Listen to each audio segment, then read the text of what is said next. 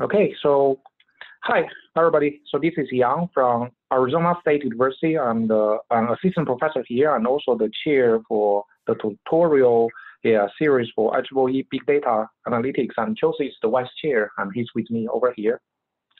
So today it's our honor to have Professor Ross Baldick Duehee Lee to talk about wind variability and the impact on markets. And by looking to the abstract, I can give you a very short introduction. It is about what was observed in Texas, and when we look into the real data with high penetration, and then the talk will talk about how we can introduce some model for scalability, and finally there are implications that we will see for inferences. As a short introduction to Professor Ross Baldick, he's a professor with Department of Electrical and Computer Engineering at UT Austin. He did his undergrad at University of Sydney, Australia, and then graduate degrees from UC Berkeley. His current research involves optimization, economic theory, and statistical analysis applied to electrical power systems. And finally, he has a lot of interest in increasing renewables and transmission. He's a fellow of IEEE and recipient of 2015 IEEE PS Outstanding Power Engineering Educator Award. Without delay, I will let Duehee and Ross to talk. Thank you so much. Thank you. Duehee's on the author list. He's the graduate student, now graduated, now professor in South Korea who did the work. But I'll be the only one talking today. This talk is on wind variability and the impact on markets. And as an outline, I first of all would like the audience to indulge me while I describe a little bit about Texas and a little bit of comparison of wind levels in Texas to the rest of the United States and the rest of the world. This is almost tantamount to Texas bragging, but I'll try to avoid that. The reason for that, this close to bragging, including comparisons, is to argue that Texas is really a very interesting microcosm of high wind challenges. And to understand some of those challenges, we will see the big data flavor and the approach that Duehee and I have taken to statistical modeling to understand what is going on and understand what are the implications as we go to even higher penetration. We'll do that by crunching the data through a generalized dynamic factor model, and along the way we'll also see a very interesting aspect of wind called the Kolmogorov spectrum. Both of these ideas will help us to understand what happens when we scale wind power, and we'll see some implications for electricity systems that come out of this analysis of a significant amount of data. So very quickly, I'm sure everybody's aware that Texas and many other places has experienced quite remarkable wind growth. We have in excess of 25 gigawatts in Texas as a whole, representing far more than 100 wind farms scattered across Texas, most of which are in the Electric Reliability Council of Texas. I'll describe that in a little bit more detail.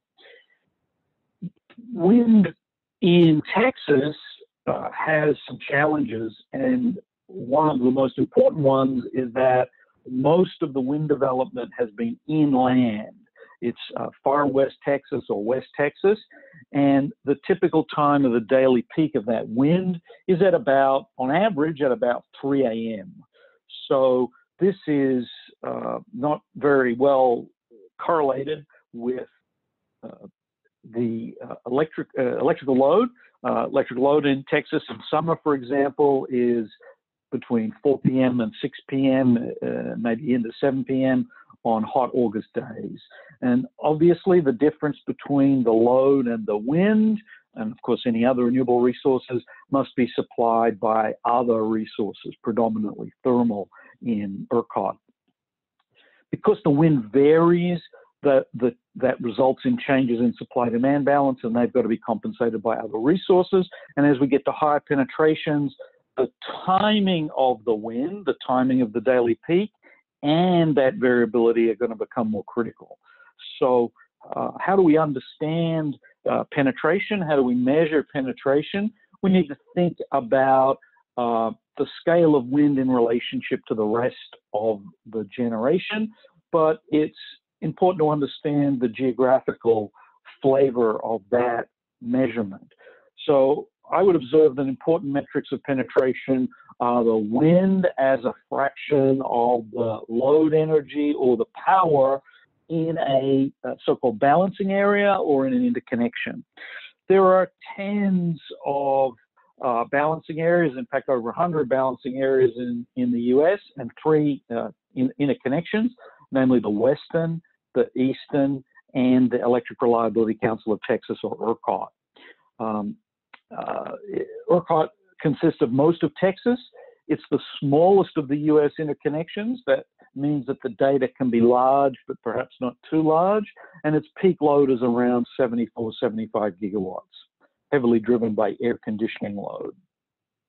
So here's a quick picture, probably familiar to many of you, of balancing areas and interconnections. ERCOT is down there at the bottom, and it is not quite the whole of Texas. There's a part of the Texas Panhandle that is not part of ERCOT, although some of the ERCOT connected wind farms actually physically are in that panhandle. So as part of what is almost bragging about Texas, let me compare Texas and ERCOT to the rest of the US. Wind provided about 6.5% of electricity by energy in 2018 in the US as a whole, about 16% by energy in Texas, but about 19% by energy if we just look at ERCOT, the specific interconnection of ERCOT. So bottom line is ERCOT has the greatest wind penetration of the 3 US interconnections by far, and the largest of any large balancing area.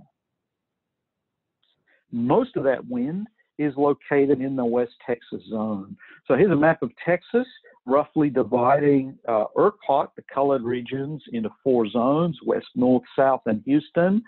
Let me observe that the southern border of Texas, that's this part here, is a border with Mexico, so it's all inland down in this region. So this West Texas region is inland. There's 16 gigawatts or so of wind in that region. There is some closer to the coast, coastal wind down in the south zone that is near the Gulf of Mexico. This region I'm showing, I'm dragging the pointer along at the right-hand side of the map of Texas is coastal. So the wind down here is mostly along the coast. It's not in the Gulf, but it's on land, but near the Gulf. It is, I'll call it coastal. That is a lot less than the West Texas wind. So let's quickly compare West Texas and ERCOT to Denmark as a part of the European Union, and South Australia and Australia. And what motivates this is the International Energy Agency, or IEA, highlights that Denmark and South Australia are in what they call phase 4 of renewable integration, which requires advanced technologies to ensure reliability. They describe Australia and the US in phase 2 and the European Union in phase 3. In other words, all of these places, the European Union in particular, is in an advanced stage of wind integration. And indeed, I think everybody knows that Denmark is noted for high wind penetration. When we look at the facts on the ground, though, the story is a little bit more complicated. It has 2 electrical networks. The Eastern Danish system is part of the Nordic interconnection, about 63 gigs. The Western is part of the rest of Europe, 530 gigs. There's a DC link between them. If we just even counted the Eastern Danish system, it's integrated into a system that's about as big as ERCOT. So the point that I want to make is that Denmark is really comparable to West Texas, not to Texas and as a whole. So let's compare West Texas to Denmark. West Texas is about 2.5 times the Denmark area. total installed power generation of all types, not wind, but including thermal, is about 22 gigs in West Texas, which is more than in Denmark of 16 gigs. So the total Danish generation capacity is rather smaller than West Texas. Turning to South Australia, a state of Australia, the West Texas zone is only a small size geographically compared to South Australia.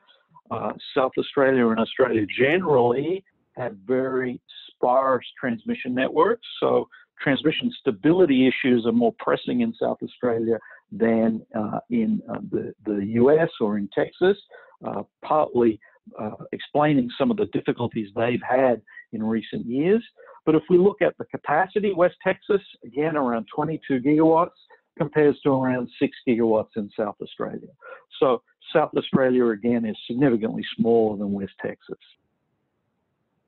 If we look at the wind capacity, the interesting thing is West Texas has more wind than either of these regions. West Texas has about 16 gigawatts, which is 72% of its installed capacity. In Denmark, only 9.5, and in South Australia, only 1.8. So the bottom line is the total wind capacity is higher in West Texas than in Denmark or South Australia, and higher as a percentage. So we have one honking set of wind in West Texas. Moreover, annual wind energy production in West Texas as a fraction of energy consumption is around about 100%. That compares to under 60% in Denmark and under 40% in South Australia. Now, I've given you a long string of statistics, but I'll now put it to you that all of these are misleading, because West Texas, Denmark, and South Australia are all embedded in much larger interconnections. And what really counts is the wind in the total interconnection. And I'm going to explain to you that, in fact, ERCOT is the most wind-intensive place in across the world of large interconnections. Ireland may be higher, but it's a bit of a tiddler. So the annual wind energy production in ERCOT as a fraction of electric energy consumption is around 19%. That compares to about 11% in the European Union and 7% in Australia. Now, it is true that the European Union has higher renewable penetration, 32%, but that's due to hydro and solar. And the fact is, hydro makes it easier to integrate renewables. So ERCOT has made quite an achievement by achieving such high levels of wind. It is indeed a microcosm of high wind challenges because of the large amount of wind capacity, has the largest capacity of any state. It's the smallest of the 3 US interconnections, and the wind is not cooperative due to West Texas wind, the significant wind production off peak. It is true that coastal wind is better correlated with demand, but most of the wind in Texas, wind farms, are in West Texas. So West Texas also has wind resources far from load centers. The reason why we can say 100% of the wind production in West Texas is 100% of the local load is because there's not many people out there. Most of the energy, most of the time, we would want to export it to distant load centers, Houston, San Antonio, Austin, Dallas. In Texas as a whole, most transmission constraints are thermal contingency. Some are related to voltage or steady state.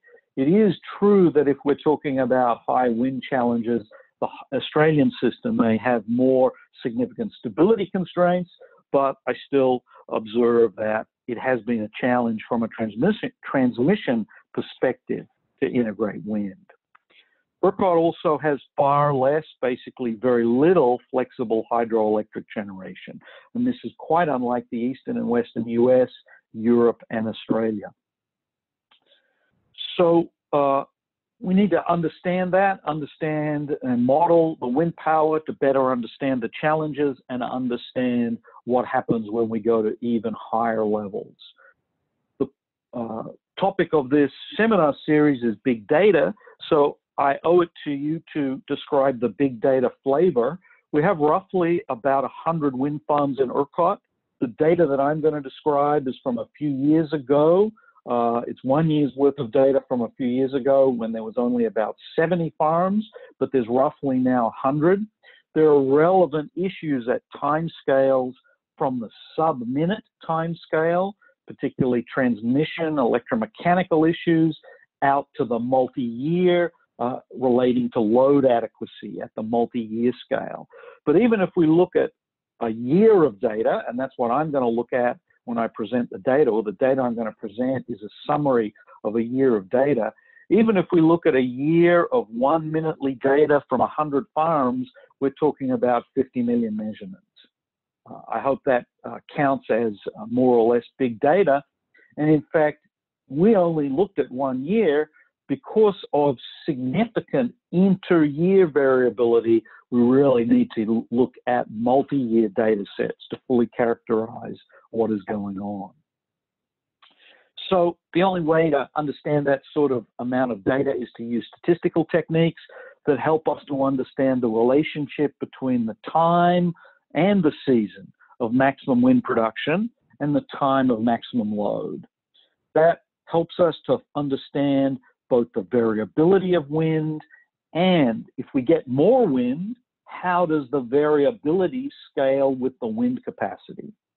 That has important implications for the needed flexibility of the rest of the system. We might call it the residual thermal system that provides for the net load. There are two important modeling issues. One of them is intermittency. The second is the correlation between wind and load.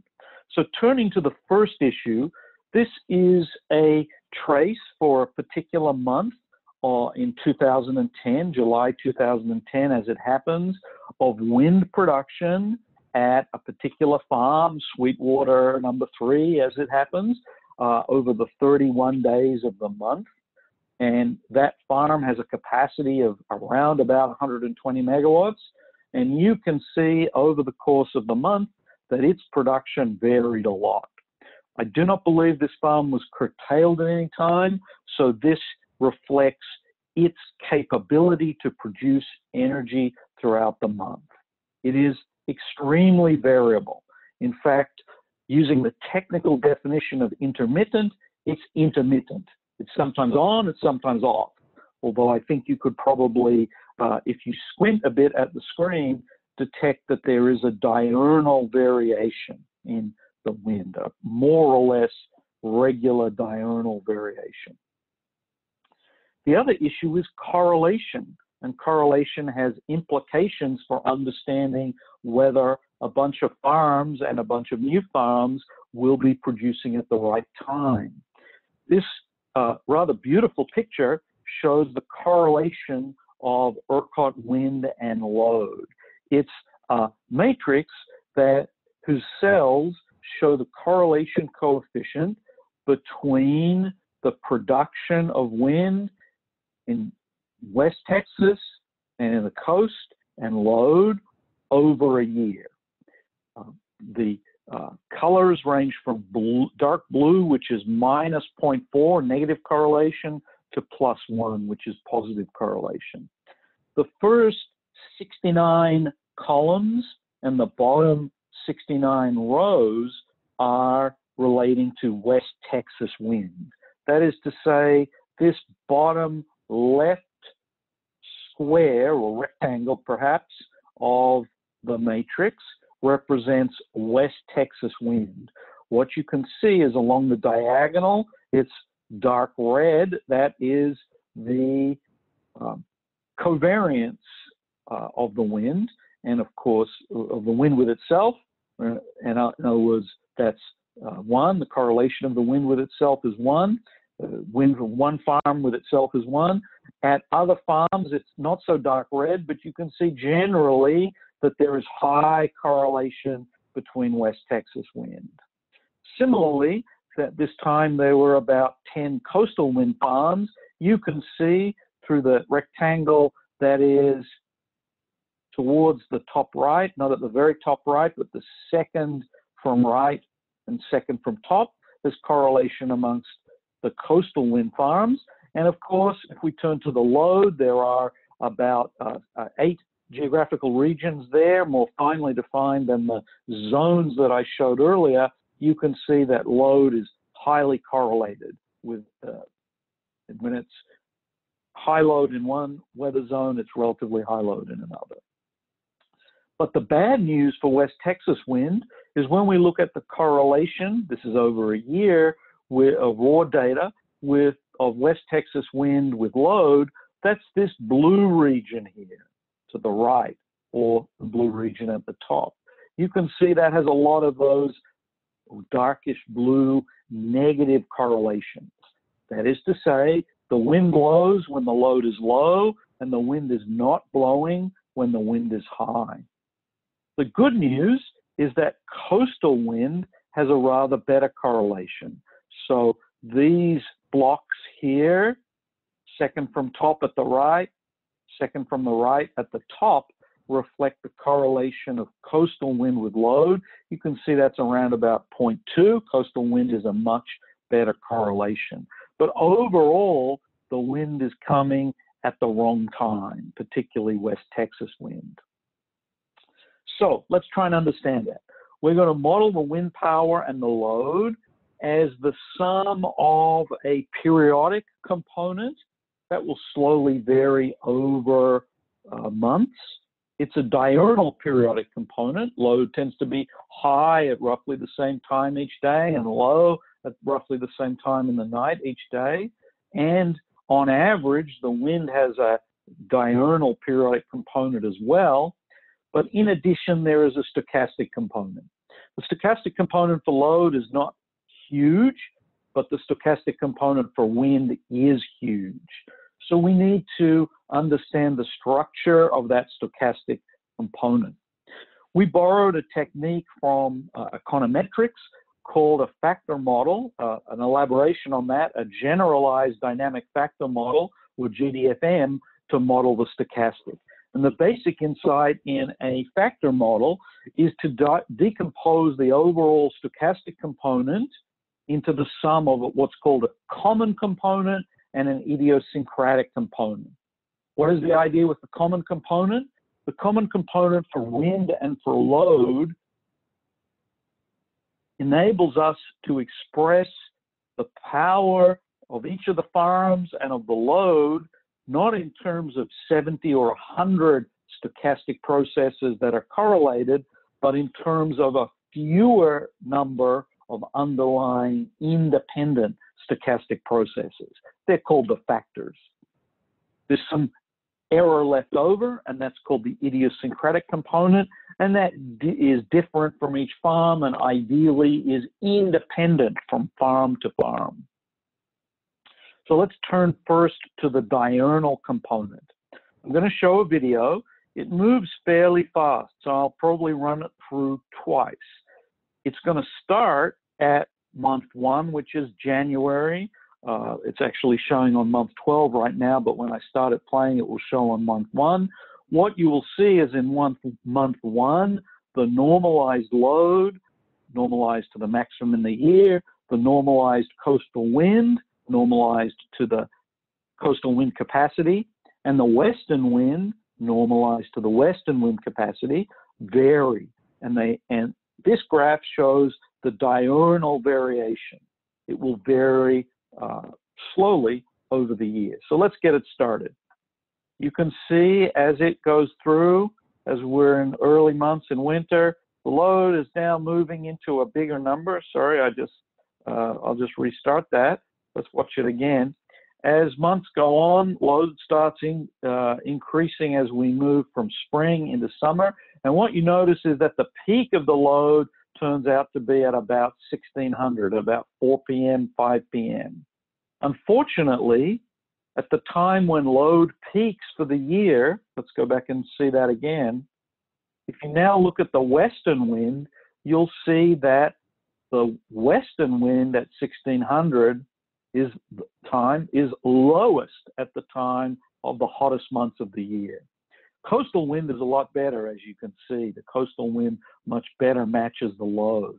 Let's look at that one more time. And now let's look at the off-peak hours in the middle of the night. Whereas the load is peaking in the middle of the day in summer, you can see that the western wind is peaking in the middle of the night in summer. So western wind doesn't match things very well. So that's the periodic component. We can average each month what's going on to get that periodic component month by month. It slowly varies month by month. If we then extract the common and idiosyncratic components, we can look at how well that matches a particular farm. This graph shows a particular farm. The blue trace is the actual wind production over the month. The red trace is the common component plus the periodic. What you can see is that the periodic plus common accounts for most of the variation. In other words, the idiosyncratic is a pretty small fraction of the total. We'll come back to that insight in a few slides. But the clear observation here is the periodic plus common accounts for most variation. I want to add one more piece into the discussion now. That is the Kolmogorov slope of the wind power spectral density. Now, A.N. Kolmogorov, many of us who are electrical engineers know about or have heard of him. We know Kolmogorov through his contributions to the understanding of stochastic processes. Interestingly, he made related contributions in turbulent flow of air, of wind, and that crossed over to the electrical engineering community and the power systems community through some work by J. Apt in 2007. That work was very interesting. Back in the 1940s, Kolmogorov used dimension analysis to predict that if we took the power in the wind and we took its power spectral density, then that spectral density plotted power spectral density versus frequency, we'd find that there was a characteristic roll-off in the slope that had slope -5/3.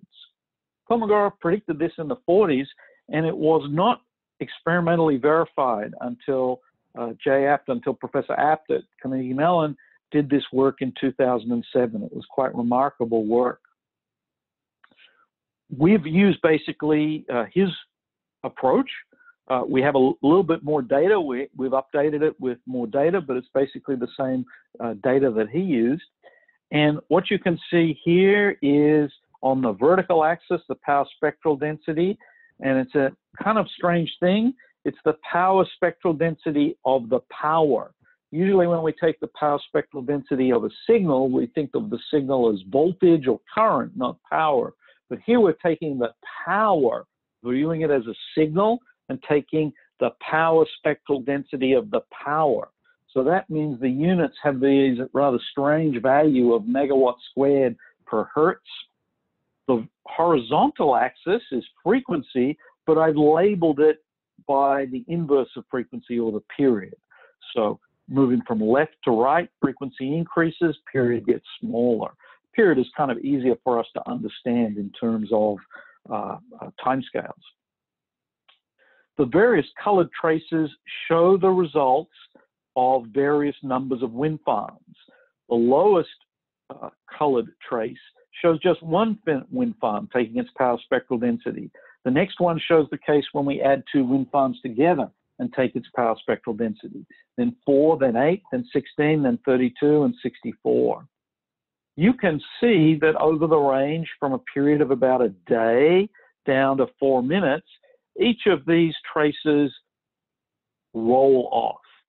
And the stunning thing is, although the slope is not exactly -5/3, it pretty closely matches the Kolmogorov slope of -5/3. So we can say that there are other things going on, but overall, the Kolmogorov prediction is a pretty good one. You can see, for example, at relatively lower frequencies, longer periods, the slope seems to be a bit more than the Kolmogorov slope. At higher frequencies, the slope seems to be a bit lower. But on average, it amazingly matches that prediction from the 1940s. Now let's break up that signal into its common and idiosyncratic components. Here's a particular wind farm. Again, we've got power squared per hertz on the vertical axis and frequency, but labeled with period on the horizontal axis. The blue trace shows the common component and the periodic component. Since it includes the periodic component, you can see there is effectively a pulse at a period of 24 hours, and in fact some harmonics of that. And in the idiosyncratic component is shown in the red. So what are some qualitative observations? Consistent with my earlier statement that the common component represents most of what is going on, if you look at lower frequencies, which is what is most obviously visible on the trace over time, the common component dominates the spectrum. The common and periodic explains most of what's going on. As we get to higher frequencies, however, meaning shorter periods, we find that the idiosyncratic component is relatively more significant. So let's see what that means for scaling.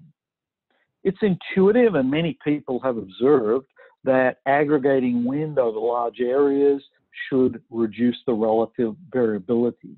That's almost obvious from the law of large numbers, right? But it's important to understand that because we've decomposed the wind into different components, periodic, common stochastic, and idiosyncratic stochastic, we can ask how each of those scale. And indeed, the variability of each component scales differently with aggregation.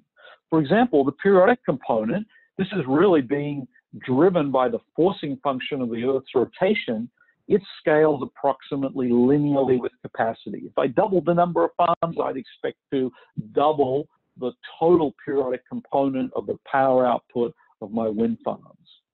The common stochastic may not scale linearly, but it is going to scale in a way where the factors will tend to add together. That's because the effects of the underlying large-scale weather factors tend to add. There won't be perfect correlation, but in other words, it won't scale linearly, but one can expect it to scale somewhere sublinearly. On the other hand, the idiosyncratic stochastic, ideally, it is independent between farms. In practice, it's weakly correlated because of the numerical extraction algorithm. But the key point is it grows relatively slowly when we scale, when we add new farms. So let me try and demonstrate that with a couple of graphs. Here's, again, power versus frequency, but labeled in period. The red graph at the bottom shows the common component, not including the periodic here, and the idiosyncratic for one farm. You can see that at low frequencies, the common component dominates the idiosyncratic, but the difference is measured by this red double-headed arrow. If I add together 16 farms, what we see is that low frequencies, the common component, of course, still dominates, and it dominates by a larger factor. In other words, the green double-headed arrow is bigger. And when we go to 76 farms, the common component has an even more dominant characteristic over the idiosyncratic. So at low frequencies, lengthy periods, what we'll tend to find is that as we aggregate, the idiosyncratic will fade out. At very high frequencies, we find that the idiosyncratic also fades out a little bit, but the effect is not as extreme. For example, at the 2-hour time scale, one farm, idiosyncratic, actually dominates the common. When we add up 16 farms, idiosyncratic and common are about of the same scale, and then perhaps we could argue that with 76 farms, the idiosyncratic is becoming less important than the common. So higher frequency components of stochastic components grow more slowly with aggregation, than the low frequency components. That's because adding together the idiosyncratic components, they tend to cancel each other out. So aggregation reduces high frequency components relative to low frequency.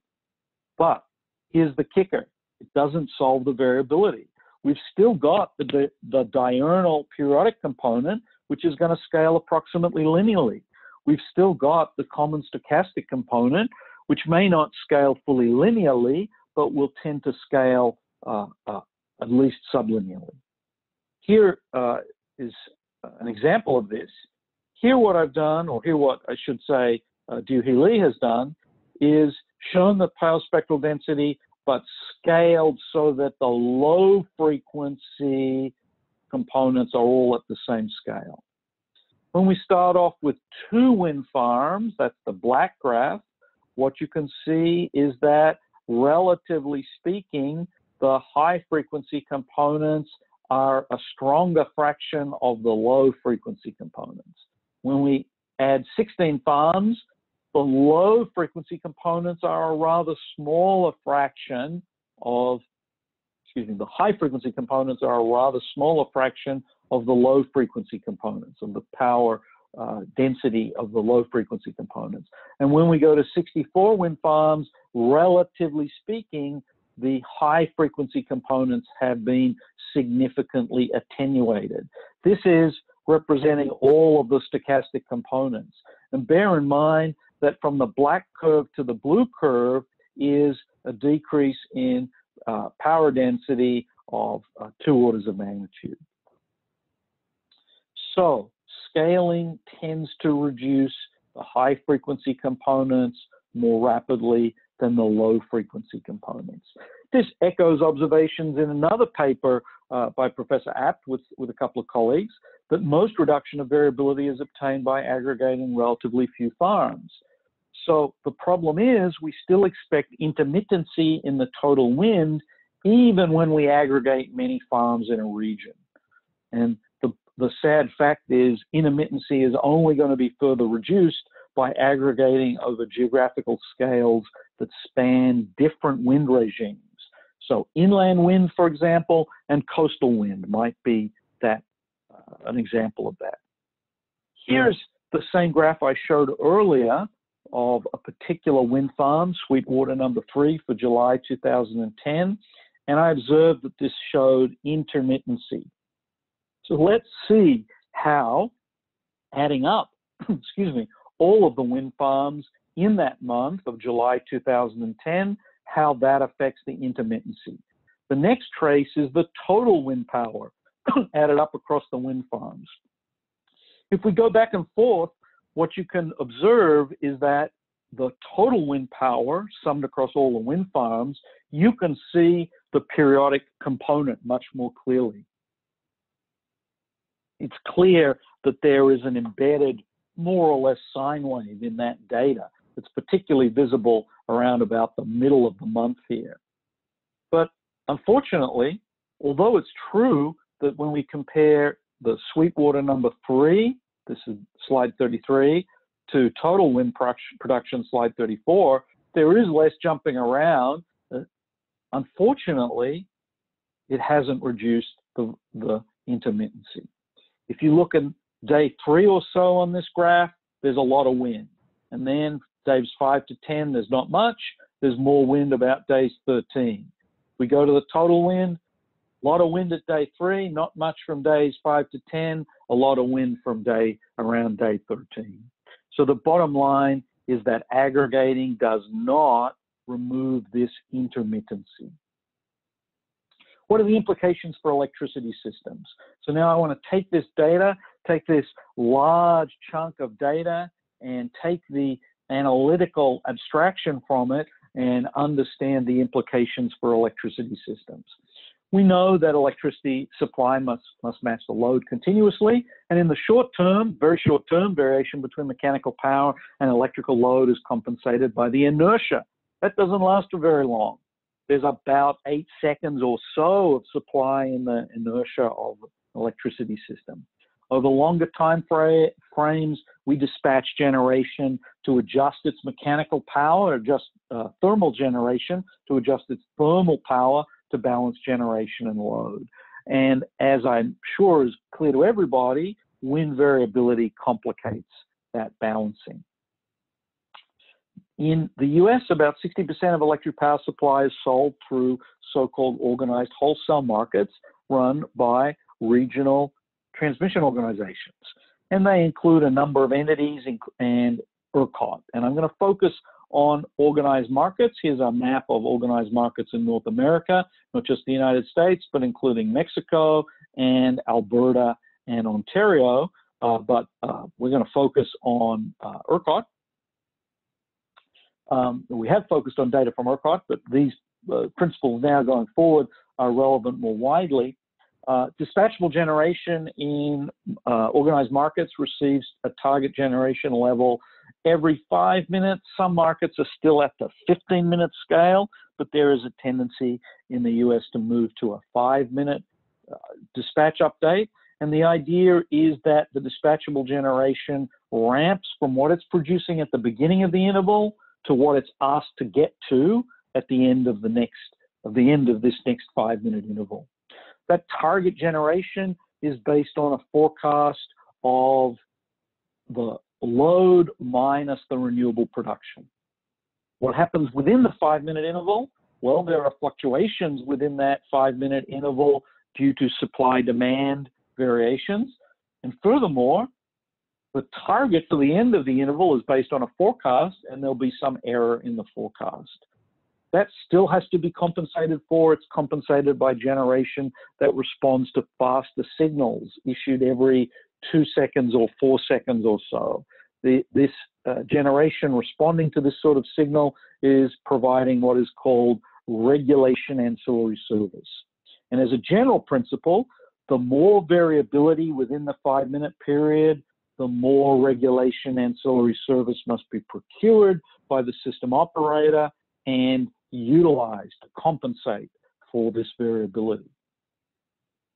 So our scaling analysis tells us that the wind variability in the 5-minute interval, that's at the high frequency end of what we're analyzing, the wind variability in the 5-minute interval is going to grow pretty slowly with total wind.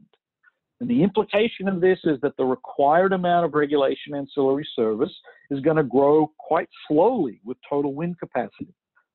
If we relate that to the experience in ERCOT, the needed regulation capacity in ERCOT is in fact still mostly driven by load variability. Furthermore, there have been a number of minor changes to the market design that have enabled better utilization of regulation capacity.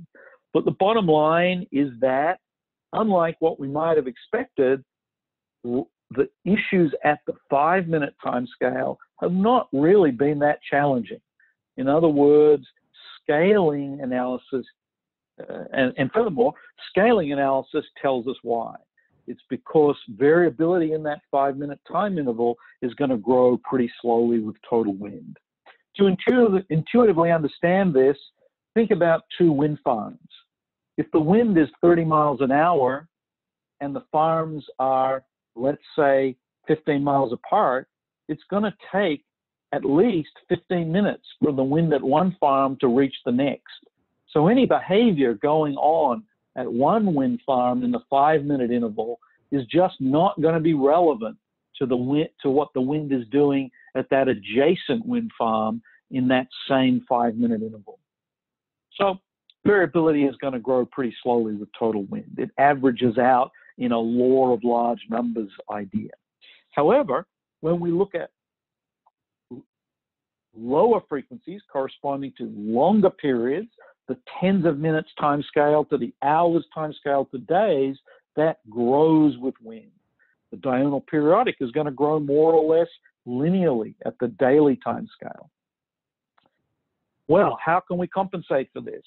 Well, the Dayahead market in these regional transmission organizations is aimed at setting up some broad outline of what to do tomorrow based on a forecast of tomorrow's conditions. Technically, from a finance perspective, or a microeconomics perspective, I perhaps should say, it's a short-term forward market.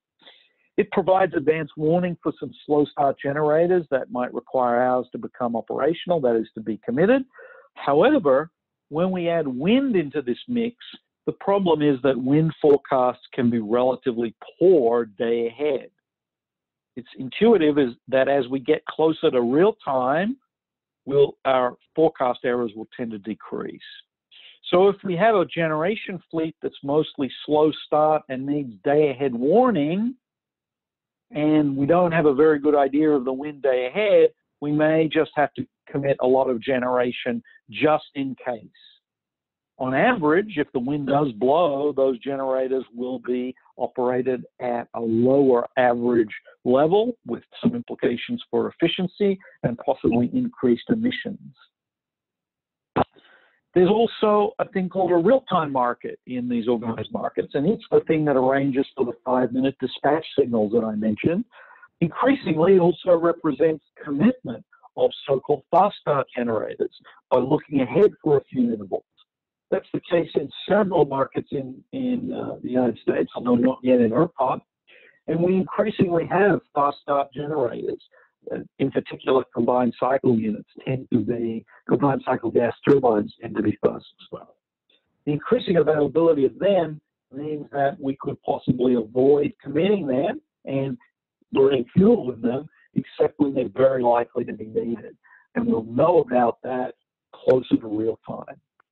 That's not to solve the problem. We could have large wind ramps and indeed large solar ramps, high off-peak wind that can be problematic if we just don't have enough installed capacity and if we don't have enough available installed flexible capacity to compensate for the variability. Along those lines, in some markets, wind is must-take, meaning that other resources have to compensate for almost all the variability. The problem with that is sometimes that variability might be quite expensive to compensate for. Having said that, in ERCOT, in the Mid-Continent ISO, and some other areas, wind farms actually offer into the market. And that is pretty much like all other generators, except that instead of offering in up to their rated capacity, they offer in up to what the wind will allow them to produce. The good thing about that offer is it provides the flexibility to curtail economically if there are, let's say, very fast ramps going on or some other issues that are problematic for the ISO. And I would observe that that's arguably facilitated high level of wind in ERCOT. Remember, I was bragging at the beginning of this presentation about the high level of wind. Well, I think a good part of it is because of the flexibility of the ERCOT ISO in being able to curtail economically. And that means that occasionally prices will fall quite low, maybe to zero or even negative. Because of the diurnal periodic variation in the intermittency, let's think about how that interacts with the markets. West Texas wind has peak production when the wind is low, and conversely, it is low when the West Texas wind production is low when the load is high. But let's focus on those 3 a.m.s when West Texas wind production is high and the load typically is low. If the stochastic wind component happens to be positive at that time and adds to the periodic peak when the load is low, what we're going to find is a big amount of total wind production. And that's going to mean that the other thermal generation in the system is going to have to dispatch down or even switch off. And in the ERCOT market and in a market-based approach to integrating wind, this will result in a low price, perhaps a zero price, or even a negative price. Let's see the reality of that. This graph shows on the vertical axis the electricity price in dollars per megawatt hour. On the horizontal axis, it shows the hours. It shows the highest price, 800 hours, and the lowest price, 800 hours. There's an awful lot of the 8,760 hours missing there. The highest price hours see some prices that get reasonably high, up even above $200 per megawatt hour. But the key point I want to highlight in this graph is that we can see some hours when the price is negative. So to be clear, this is a price duration curve, which shows ordered from highest to lowest prices, the prices throughout a particular year, namely 2018. And we can see that amongst the zones, Houston, North, South, and West, the frequency of prices of negative prices is greatest in the West Texas zone, corresponding to West Texas wind. So to conclude this presentation, I'd like to observe that periodic component plus GDFM, generalized dynamic factor model, for the stochastic component provides a pretty good match to the statistics of empirical wind power data and is capable of handling large amounts of wind data, minutely data, or even finer time scale over extended time horizons, even more than a year. That model gives us a periodic diurnal variation that's slowly varying over the year, plus a common stochastic and an idiosyncratic stochastic component. It explains the characteristics of aggregation of wind, and it also helps us to understand the scope for reduction of that variability through aggregation. And I also observe that if we've got wind and it participates in the market, because of this variability, we'll occasionally expect to see low wholesale prices or even zero wholesale prices or even negative prices. So with that, I would like to finish. I'm not sure if there were any questions that anyone was trying to ask during the presentation, but I'd certainly be very pleased to try to answer any questions that might come up right now. Thanks, Professor Baldick. That's a wonderful talk. I'm impressed with those heat maps and your component analysis of the wind characteristics. So I have collected several questions here. Super. The first one is like in slide number 9. One audience needs a clarification. What is the Potomac as shown in the reference? Oh, fair enough. I'm not sure it was slide. Oh, Potomac. Potomac Economics is the independent market monitor for ERCOT. I used their 2019 published yearly for 2018. It was published in 2019, but it's data for 2018 for data relating to the peak load and the generation in each zone.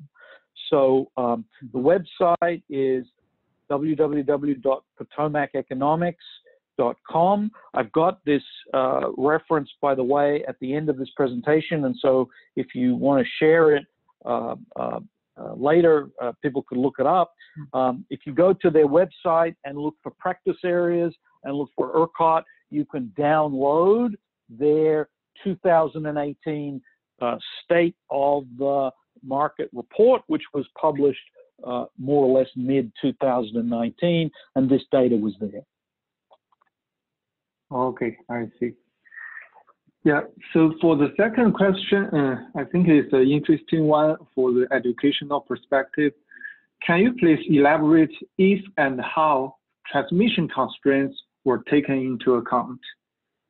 Okay, so we just basically looked at the total production of those wind farms. Some of the data was from about 2010, 2011. So the CREZ transmission had not been fully built out by then. It was still under construction. So it's fair to say that some of our data was contaminated. Some of the data was contaminated with curtailment data, but we basically ignored it. So the answer is we did not carefully try to disentangle it. I believe the curtailment during those years, it might have been up to quite a few percent, but bottom line is we ignored it.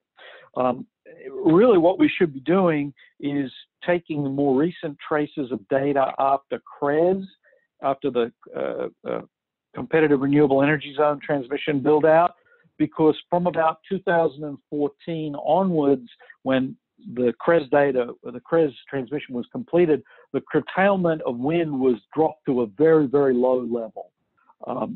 And so that would probably be the best segment of data. As of now, 2019, because we have 2020, because we have even more wind farms being built, we're starting to get some curtailment again. So ideally, it would be good to take, say, 2015 through 2018 data and perform the same analysis. But the answer to the question is we ignored the issue. That, of course, contaminates our data, and it's a fair criticism. Okay, great. Yeah, the next question is related to the big data analytics. In slide number 23, how are load and wind data normalized? What is the normalization technique? Sure. This graph just shows the load, the value, the megawatts normalized by the peak load for the year. For the coastal wind, it shows the coastal wind generation normalized by the coastal wind capacity. And for the western wind, it shows the wind normalized by the western wind capacity. So bear in mind that the load is on the order of 70 gigawatts, and the western wind is on the order of 16 gigawatts. So if I drew them all on the same graph in megawatts, they would be wildly hard to compare.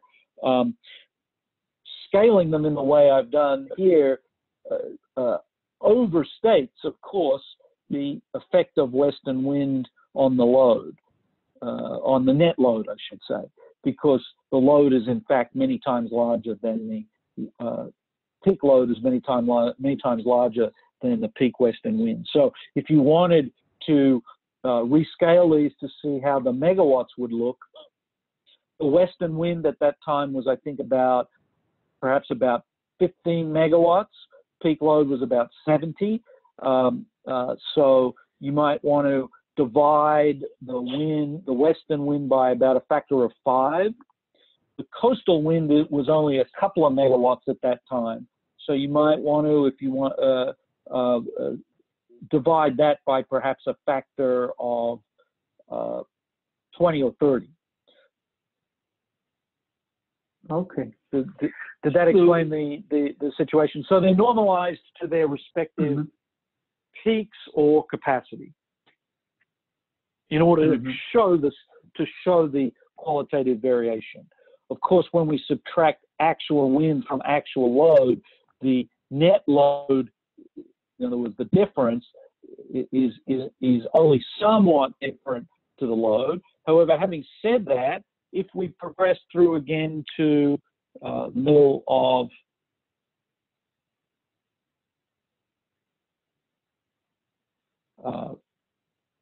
we can see that, for example, we're experiencing situations where the western wind is off-peak is a pretty big quantity. It might be on the order of 10 gigawatts when the load might only be 25 gigawatts.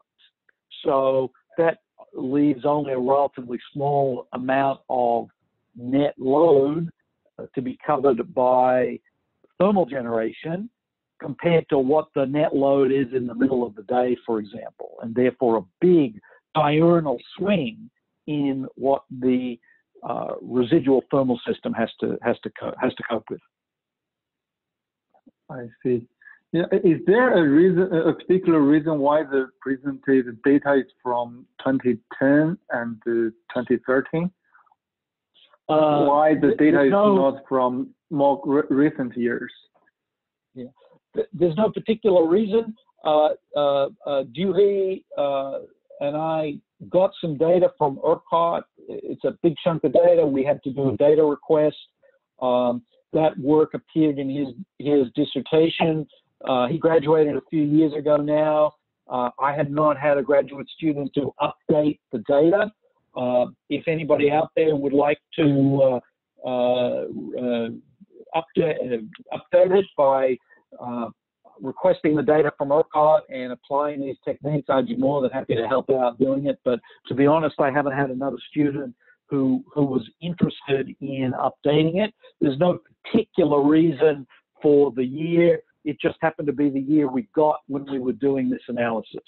So it's not that year or 2010 or 2011, as far as I know, are particularly unusual years. It is the case that 2011 was a peak load year in ERCOT, but that wasn't necessarily very significant to the wind in ERCOT as far as I know. But to really answer that question, was there anything strange about 2010 or 2009 or 2011? It would be good to do a multi-year analysis. So, in fact, I'd like to see this graph, this diurnal periodic component analysis done over multiple years to understand whether there is significant variation, or to understand the level of variation year on year. It would be very interesting to do that. Yeah, good.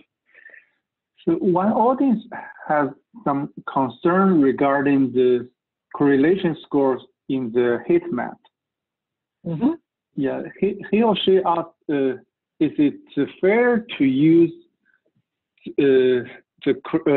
this correlation score for comparison, since the coastal wind population is smaller than the inland population, which is 5 gigawatts versus 22 gigawatts, if I'm not mistaken. And now the correlation scores are significant, which is like between 0.2 and minus 0.4. So what it tells me is that ERCOT should have built a lot more coastal wind and not built so much West Texas wind.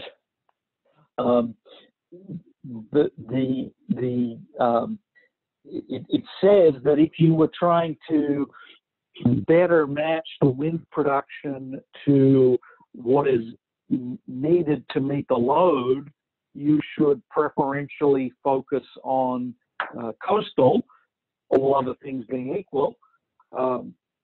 As it happens, the legislature and the PUC decided to invest a relatively large amount of money, $7 billion, in transmission to access West Texas wind.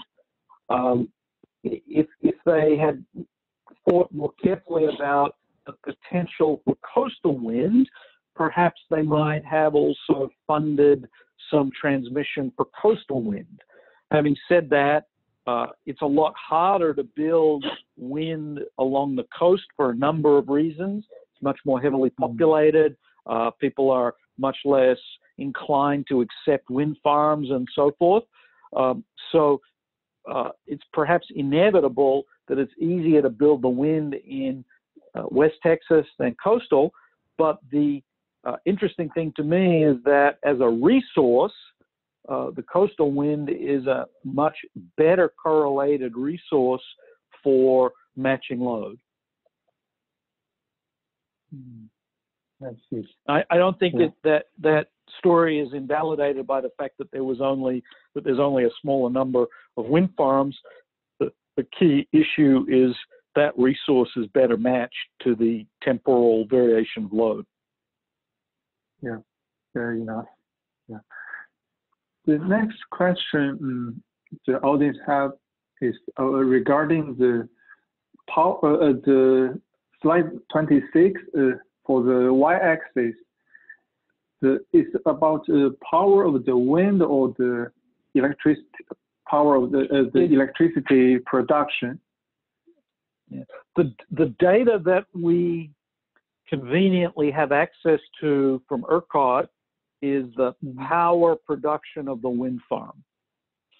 So an observation is that not only is that contaminated by curtailment, but it's also contaminated by minimum cut-in speeds and cut-out speeds, right? It doesn't reflect the wind. It doesn't directly reflect the power in the wind. That perhaps makes it all the more amazing that this data still reflects the slope. We did not, as a matter of fact, have access to wind speed data.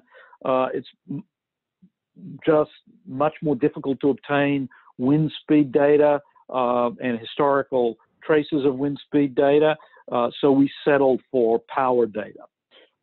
As a matter of fact, the main thing I care about from the perspective of the electricity system, right, is the variability of the electrical power output.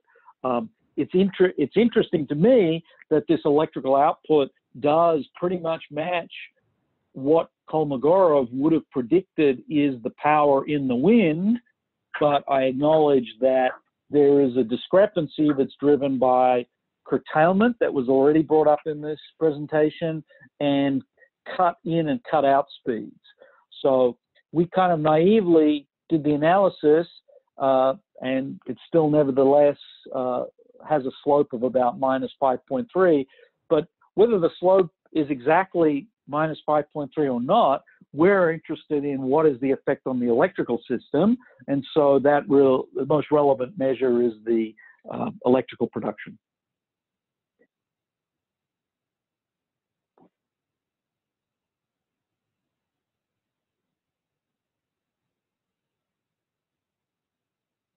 Are there any other questions?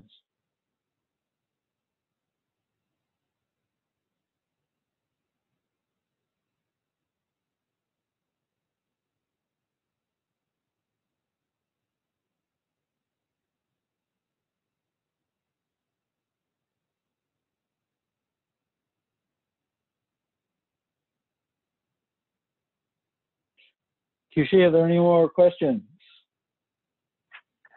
Ah, sorry, I think I muted myself by mistake. Yeah. Okay. So, yeah, sorry. So, yeah, following the previous question, the audience asked further that his point about the wind power versus electric power is that there is a cubic relation between the two. How does that factor into the modeling and the results? Further, scaling wind may also include the use of larger and larger turbines that are taller and taller. How does that affect the results?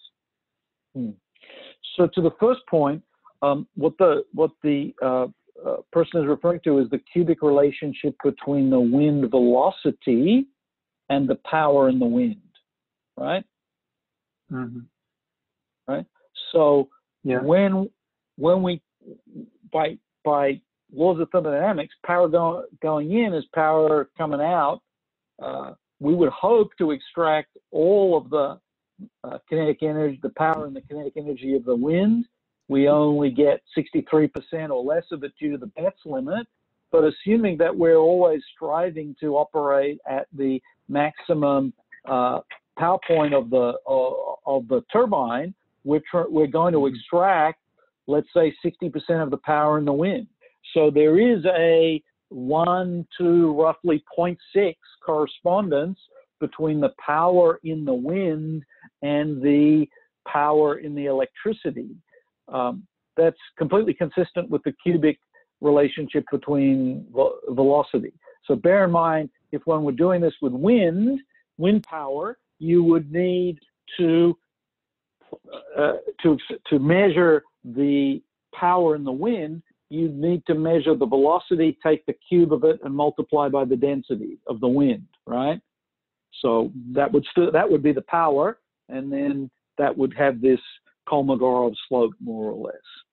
Okay, so that was that I think responded to the first question. So the power of the wind and the power of electricity is different due to the BETS limit, not fully achieving the BETS limit, curtailment, cut-in speed, cut-out speed. But these again, I'll point out, remarkably, the electrical output follows what Kolmogorov would have predicted was the power in the wind. The second question, could you just repeat the second question, because I think I lost track of that. Sure. So scaling wind may also include the use of larger and larger turbines that are taller and taller. How does that affect the results? Yeah, that's a great question, and I don't think I have a good answer to that.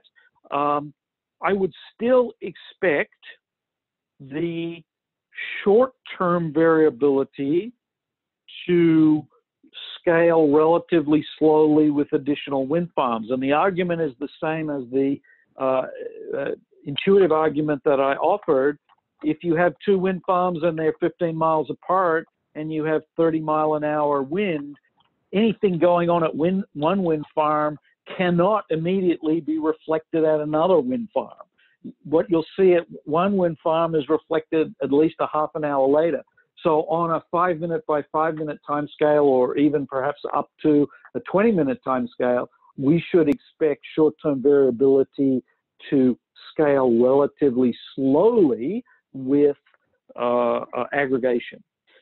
If I go to the diurnal periodic component, since that is being driven by the rotation of the Earth, I believe that would also scale no matter how big your turbine was.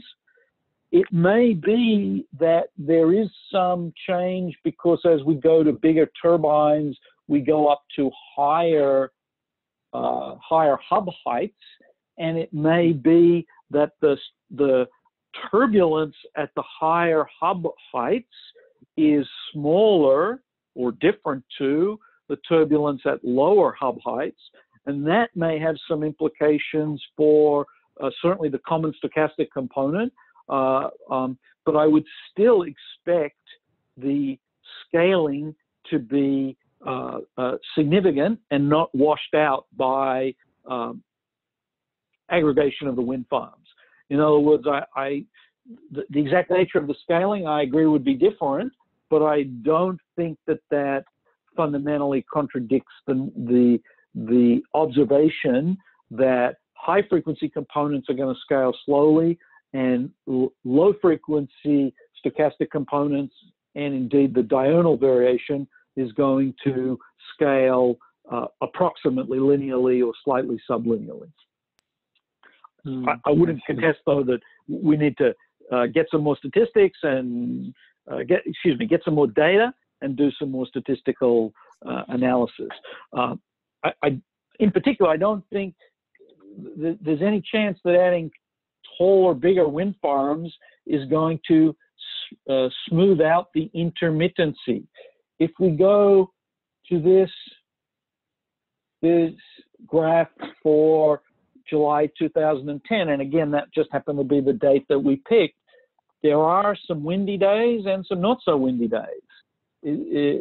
I believe that until you get up to very, very high altitudes, jet stream type altitudes, you're still going to see this significant intermittency on a day-by-day basis. There just simply are days that are windier than others, and they occur more or less randomly. And a slightly taller wind farm is going to experience windy and not so windy days as well. So while I agree that the particular nature of the scaling may be a bit different, I do not think that the intermittency is going to go away with taller wind farms. To smooth out that intermittency and that diurnal variation, I think one needs to find different wind regimes. So I mentioned West Texas and coastal, but as was alluded to with the point about the amount of coastal, you'd need a lot more coastal in order to damp out and wash out the intermittency of the West Texas, I believe. Mm-hmm. Yes. So can we imply that this variability or intermittence imply that show the value of the energy storage system. What did Texas? What does Texas do on this? Sure. So currently, there's essentially no storage in Texas. There are a couple of small battery projects, but they know when if you drew them on this scale, they would be down at the horizontal axis. You couldn't tell them as being different from the horizontal axis. So if you wanted to smooth out, for example, the low wind on days 5 to 10 with the high wind on days 3 to 5 and 10 to 15, you would need a pretty big battery resource. So notice that we're talking here a difference from on the order of 2 gigawatts of production to 4 gigawatts of production. And you'd need to store that so we'd need about 2 gigawatts for, let's say, 5 days would do it. So 5 days is about 100 hours. We would need 200 gigawatt hours of storage. 200 gigawatt hours of storage. That's about 100 times as much battery storage, for example, as in North America currently. So for sure, there would be value. You could smooth this out with batteries, but that would be at current rates of batteries an astonishingly expensive amount of battery storage, and a huge amount of battery storage. My understanding is we've got order in the US at the moment, a few gigawatt hours of storage, maybe 10 gigawatt hours of storage. The back of the envelope calculation there, and that wasn't even a wind drought, it was just a few days without wind. We're talking 1,000 gigawatt hours of storage. So that's a pretty hefty chunk of storage. I think the only resources on Earth that currently can muster that sort of storage are large pump storage hydro reservoirs. Because Texas is pretty flat, that's not really an option in Texas. Okay, I see. Okay. So I would like to check. You can impute the value, but I doubt that you could build enough batteries to deal with it.